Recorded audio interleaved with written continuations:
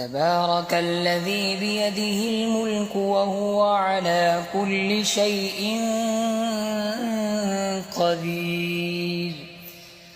الذي خلق الموت والحياة ليبلوكم أيكم أحسن عملا وهو العزيز الغفور الذي خلق 7 سماوات طباقا ما ترى في خلق الرحمن من تفاوت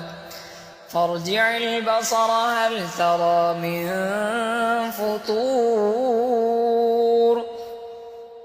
ثم ارجع البصر كرتين ينقلب إليك البصر خاسئا وهو حسير ولقد زينا السماء الدنيا بمصابيح وجعلناها رجوما للشياطين وأعتدنا لهم عذاب السعير وللذين كفروا بربهم عذاب جهنم وبئس المصير إذا ألقوا فيها سمعوا لها شهيقا وهي تفور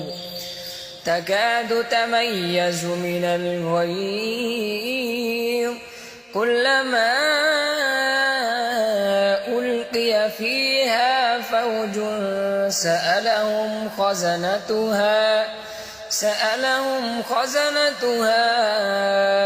ألم يأتكم نذير قالوا بلى قد جاءنا نذير